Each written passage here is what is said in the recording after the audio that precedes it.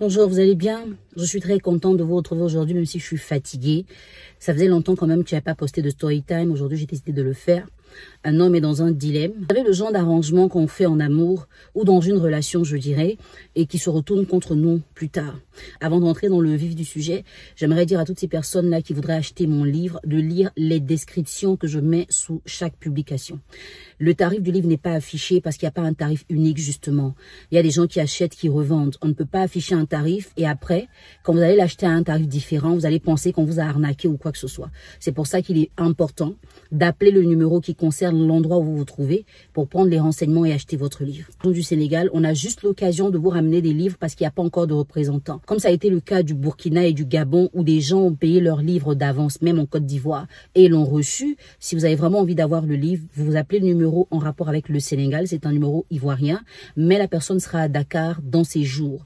C'est quand vous aurez passé votre commande que votre livre ira. C'est vraiment un service que la personne est en train de rendre. On ne va pas lui demander de partir avec un gros stock alors qu'elle a ses affaires personnelles.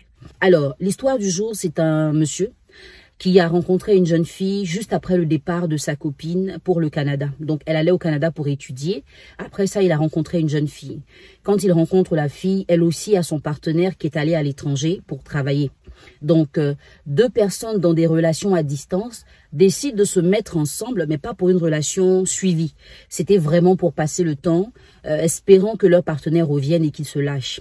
Mais avec le temps, la jeune fille qu'il a rencontrée ici a commencé à vraiment s'incruster dans son quotidien. Ils ont commencé à faire les choses ensemble, elle a commencé à connaître ses amis, elle a même emmené chez son père pour qu'il puisse le connaître. Et étant donné que c'était un diplômé mais qui n'avait pas d'emploi et que le père de cette jeune fille est un chef d'entreprise et un puissant homme d'affaires, elle a demandé à son père de recruter son petit ami. Et son père l'a fait. À la réalité, le premier petit ami qu'elle avait n'était pas connu de son père. Donc, quand elle va lui présenter un homme en disant « Papa, c'est mon chéri, aide-le », le père réfléchit pas. Vous savez, le genre de père qui aime le bonheur de leur enfant plus que tout. Il va embaucher l'homme et Dieu merci, il va vraiment s'illustrer positivement au point de devenir l'homme de main du père de sa petite amie. Les années passent et monsieur commence à ne plus avoir de difficultés financières. Celui qui était rejeté par sa famille, qui n'arrivait pas à payer une ordonnance, qui n'arrivait pas à manger 3 fois par jour, a changé carrément de statut et il est devenu celui sur qui tout le monde compte. Aujourd'hui, il a pu s'acheter une maison, il a des taxis en circulation et il a des business sur lesquels il peut compter, en plus de son salaire et de tous les pourboires qu'il reçoit de la part du père de cette jeune fille. Le problème, c'est qu'il a gardé contact avec sa copine qui était allée au Canada. Et cette fille ici le savait, il n'y avait pas de problème. Elle a fini, elle doit rentrer.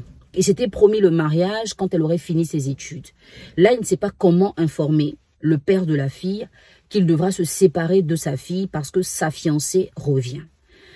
Il se demande bien, est-ce que le père va tout lui arracher? Est-ce qu'il va lui créer des problèmes? Parce que c'est un puissant homme, il le dit, il vit ici en Côte d'Ivoire.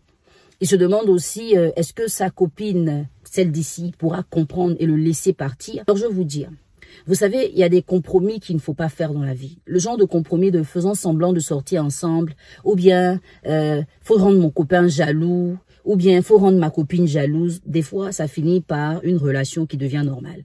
Parce qu'au départ, il y a des gens que vous rencontrez qui ne vous disent pas grand-chose. C'est pas votre genre de personne avec qui vous projetez. Mais il y a des gens que vous jugez d'apparence, mais qui dans le fond sont des personnes qui peuvent vraiment vous retenir émotionnellement et sentimentalement.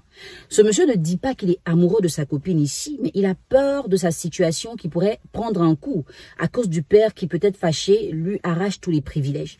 Monsieur, dans ce genre de situation, vous avez deux options. Logiquement, c'est la jeune fille qui devrait parler à son père. Donc, avoir le courage de dire à son père, on était dans une relation vraiment arrangée. Puisqu'entre-temps, selon ce qu'il dit, cette fille-là s'est séparée de son copain qui était allé travailler.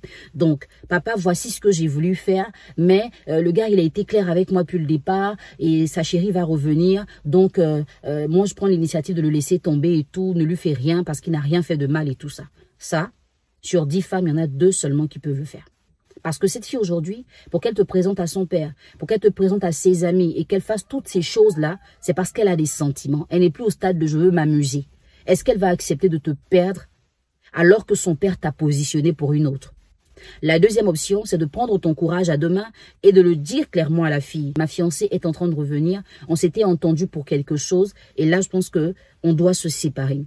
Si elle en parle à son père, tu devrais encore avoir le courage de confirmer ce que tu lui as dit à son père. À ce moment-là, si tu as un papa qui veut te faire du mal en t'arrachant tout, Tu devras tout perdre par amour pour ta fiancée. Parce que c'est vous qui dites tout le temps, par amour pour toi, je suis prêt à tout. Voici la preuve qu'il faut matérialiser. Est-ce que tu serais prêt à perdre tous tes avantages sociaux, professionnels, pour l'amour d'une femme? Ou est-ce que tu voudrais sécuriser ta vie sociale et professionnelle en laissant tomber cette femme que tu dis que tu aimes? Maintenant, si honnêtement, tu sais qu'avec le temps, tu as commencé à développer des sentiments pour celle qui est ici, n'épouse pas l'autre par reconnaissance, soi-disant elle m'a attendu. Non. Il ne faut pas le faire, soi-disant, on était ensemble, je n'avais rien, aujourd'hui, si j'ai quelque chose, c'est elle qui doit profiter. Non, parce que tu lui feras trop de mal. Chaque fois que tu seras avec elle, tu vas te souvenir de celle qui est ici, à qui tu t'es habitué, que tu as commencé à aimer et par qui tu as eu le statut que tu as. N'épouse personne par reconnaissance. Si tu dois faire un choix, tu dois prendre une responsabilité, sois totalement vrai. Parce qu'il n'y a que ça qui pourrait t'aider à supporter les conséquences. Si tu es faux, les conséquences vont t'accabler. Pour la jeune dame, ce que je voudrais dire, c'est que à partir du moment où cet homme a été honnête dès le départ et que toi aussi tu l'as été, en disant que j'ai mon copain, il avait sa copine, on se gère, on se laisse, fait que tu sois le présenter à ton père et que tu l'aies aidé à se positionner, je suppose que tu l'as pas fait par intérêt, tu l'as fait parce que tu voulais aider. C'est pour ça que dans une relation, ne faites rien en espérant quelque chose en retour. Si tu l'as fait de ton cœur et de façon sincère, si tu sais que cette fille revient, parce que l'homme t'a prévenu, ne gâche pas son bonheur, va parler à ton père, libère-le. Mais si tu sais que tu l'as fait parce que tu voulais te positionner, évidemment, on ne peut pas te demander de quitter quelqu'un que tu aimes parce qu'il va aller se mettre avec une autre personne que tu ne connais même pas. Dans tous les cas, chacun de vous doit être responsable des actions qu'il a posées pour éviter de créer plus de problèmes qu'il y en ait déjà. Et j'espère que cette situation-là va vous discipliner. Si d'aventure vous décidez de rester ensemble, évitez de faire ce genre de compromis.